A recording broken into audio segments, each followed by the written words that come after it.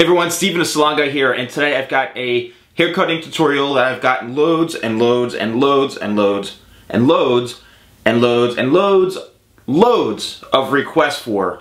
I'm super excited to bring this to you. Get ready for Nash Grier. Alright, so for this entire haircut, I've actually kind of pre-cut this already, but I want to break this down, how to go about getting this look.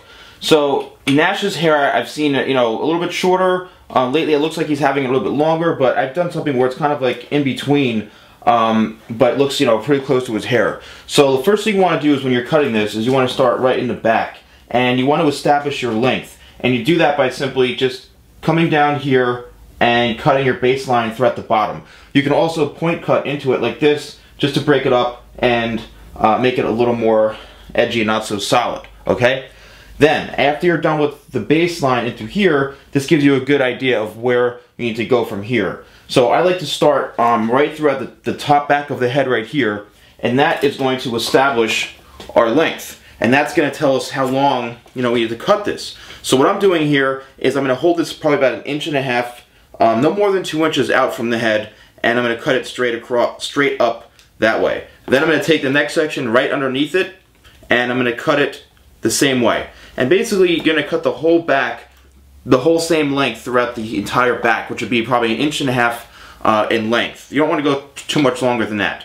After you have your first section done in the middle, then you can go section by section and working in a pattern, going from here, working down, here, working down, all the way to get to this side, then go back to the middle, and then do the same thing on the other side. Then when you're done with the back, you'll be ready to work in through the top. Alright, so for the top here, what you're going to do is you're going to connect the back into the top part of the head, then you're going to work your way forward.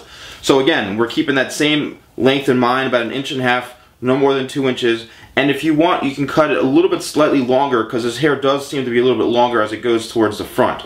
So what you can do is connect this part here in through this, and you do it by section, and this is, again, just to connect and blend this part into here, so you've got a nicer flow in through here, no harsh lines going down. So what I want you to do is go, again, the same pattern, working from here to here, go back to middle, and then to this side, and you're going to stop right in this area here. Then you're ready to move on through the front of the head. Alright, now working throughout the top of the head, now we have a guide where we can take from back here and we can work forward this way. So let's take a section right here, right throughout the top here, and we're going to cut it, again, probably about 1.5 inches. But now we're going to start to over direct and pull back towards us a little bit as we go towards the front, which is going to leave it a little bit longer, and it's going to allow some excess length in the front. So as you can see, you're just over directing, pulling it back towards you. That's what over directing means.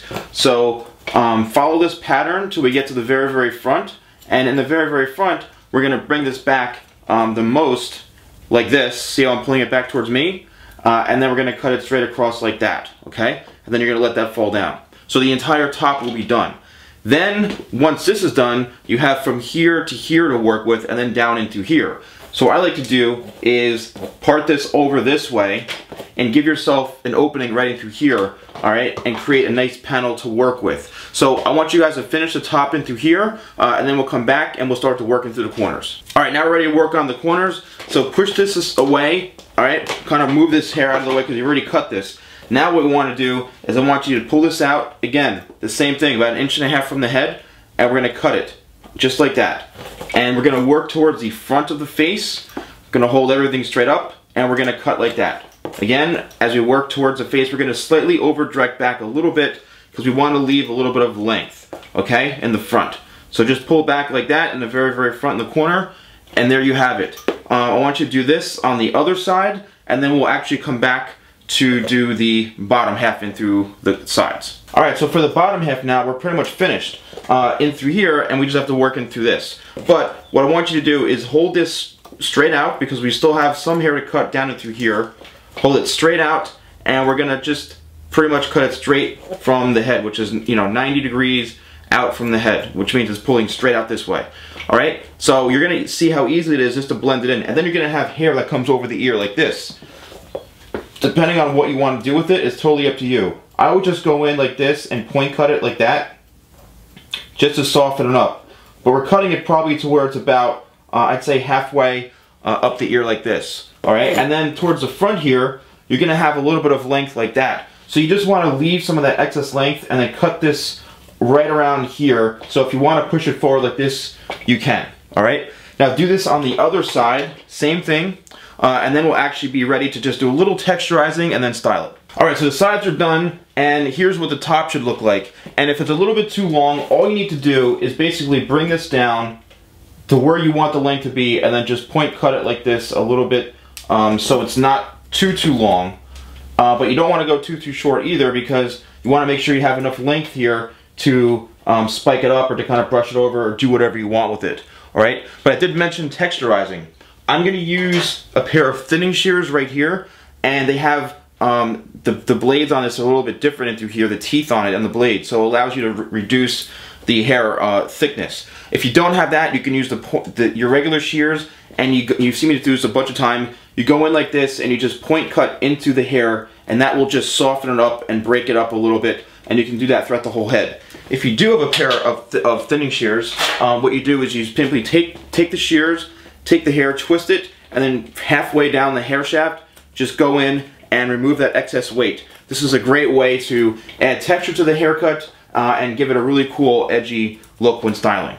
So now the haircut's complete, I'm going to show you guys how to style it. So when you're finished texturizing this, then I'd say get some sort of paste, or not. I wouldn't use a gel because the gel's going to make it look too wet, but some sort of dry paste.